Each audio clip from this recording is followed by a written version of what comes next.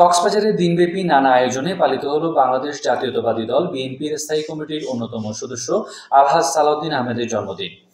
কক্সবাজার জেলা ছাত্রদল নেতা ফাহিমুর রহমানের উদ্যোগে এই আয়োজন করা হয়। তারই অংশ হিসেবে ক্যাম্পাসে এক শিক্ষার্থী এক গাছ, সবুজ হোক প্রতিটি পাঠশালা, এই স্লোগানে সোমবার সকালে কক্সবাজার পলিটেকনিক ইনস্টিটিউট, কক্সবাজার সরকারি কলেজ, কক্সবাজার সিটি কলেজ সহ বিভিন্ন কলেজ ক্যাম্পাসে বৃক্ষরোপণ কর্মসূচি পালন করা হয়।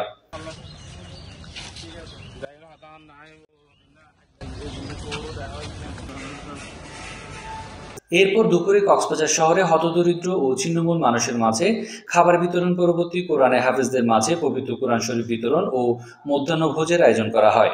পরে স্বেচ্ছায় রক্তদান করা হয় বিভিন্ন রোগীদেরকে।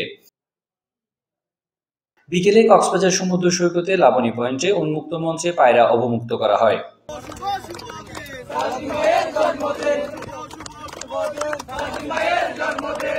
দিনব্যাপী কর্মসূচি পালনকালে কক্সবাজার জেলার ছাত্রদল নেতা ফাহিমুর রহমান জানান, সালাউদ্দিন আহমেদ কক্সবাজার জেলার প্রথম মন্ত্রী। আধুনিক কক্সবাজারের রূপকার, তার নেতৃত্ব, প্রজ্ঞা ও দেশপ্রেম আমাদের প্রেরণা। কক্সবাজারের হাজার বছরের শ্রেষ্ঠ সন্তান জননেতা সালাউদ্দিন আহমেদ, যার জন্মে কক্সবাজারবাসী যেমন ধন্য, বাংলাদেশও তেমনি ধন্য হয়েছে। ওনার আলোয় আমরা আলোকিত হচ্ছি। তাই প্রত্যেক বছরে নিয়ে কক্সবাজার জেলা ছাত্রদলের উদ্যোগে ওনার জন্মবার্ষিকীতে দিনব্যাপী কর্মসূচির অংশ হিসেবে ছাত্রদলের উদ্যোগে আজকে বৃক্ষরোপণ কর্মসূচি আয়োজন করা হয়েছে।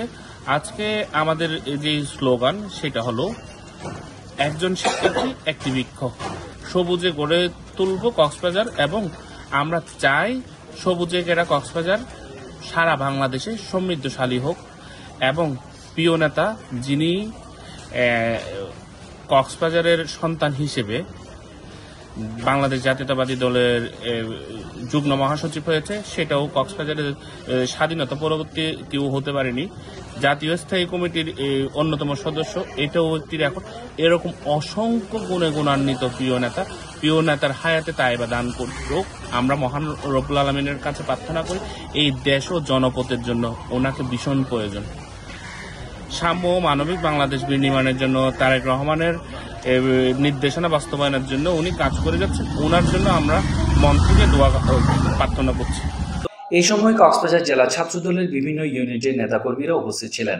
তারা সালাউদ্দিন আহমেদের সুস্থ ও দীর্ঘ জীবন কামনা করেন। আমরা প্রিয় নেতার সুস্বাস্থ্য ও দীর্ঘায়ু কামনা করছি। আমার নেতার জন্য সবার কাছে দোয়া চাই, দেশ ও জাতির জন্য। আমার নেতা অনেক কিছু দিবে ইনশাআল্লাহ, এই বলে প্রত্যাশা রাখি। আমরা কক্সবাজারবাসীর কাছে দোয়া চাই যেন আমার প্রিয় নেতা জননেতা সালাউদ্দিন আহমদকে আল্লাহ সুস্থ রাখেন, নেক হায়াত দান করেন। জনাব সালাউদ্দিন আহমেদের সুস্বাস্থ্য ও দীর্ঘায়ু কামনা করছি। সবশেষে সালাউদ্দিন আহমেদের জন্য দোয়া মাহফিলের মাধ্যমে দিনব্যাপী কর্মসূচির সমাপ্ত হয়। News desk, TTN।